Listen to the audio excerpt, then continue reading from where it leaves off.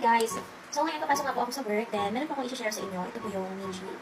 Ito po yung trending na eyebrows na nakikita ko rin sa TikTok. So bumili ako kasi sabi nila, smudge proof. Then kahit anong gawin nilang kuskus is no transfer na lang. So napatunayan ko ngayon guys, kaso nakapag-kilay na ako. So bukas na lang siguro, papakita ko po paano ako maglagay. Pero ngayon papakita ko sa inyo na transfer proof talaga siya guys. Tingnan nyo. No transfer. As you can see, wala talaga siyang transfer.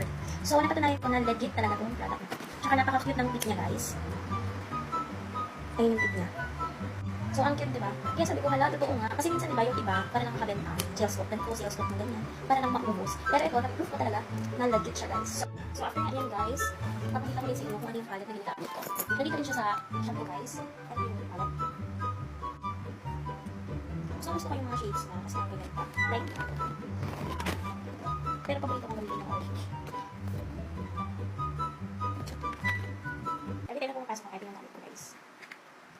Kaya kung mapapansin nyo, ito.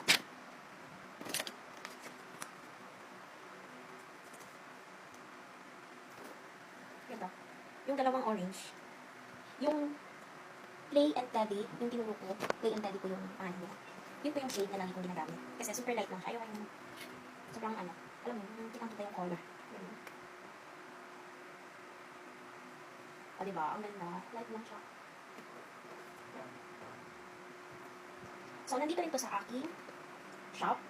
So, bumili na kayo guys. Napakamura lang ito. At hindi nyo lang siya magagamit ng isang beses. Pwede nyo siyang gamitin. For example, may lakad kayo. Or kung nagtatrabaho kayo. Or estudyante. Kaya estudyante na lang yan. Gustong maging nice tingnan, like college student, like that. O, diba? O, diba? Ang ganda. Tapos meron pa ako dito guys. Nandito rin to siya. Sa TikTok shop ko. Ito po yung Pure Orange. Pure Orange. Meron siyang tatlong shade. Ito po yung kanyang highlights.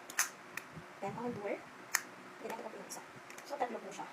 Bali, itong sa babae, yung ginagamit ko na pang nose line. Alam niyo na, huwag niyo nang itanong kasi makikita niyo kung bakit po kailangan mag-nose line. Pinoy tayo, diba? So, ito, nilalagyan ko nga siya nito, guys. Kasi gusto ko yung may shining, shimmering like that. Pero maganda siya tingnan. See? O, diba?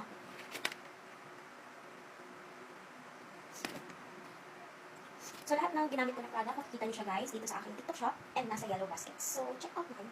Napakamura nito, ganang kulikot, gusto. Noon lang magastos ka nga sa jowa mo, tapos iliwan ka lang, oh. Tapos ayaw pa mag-check out. Pagbihira.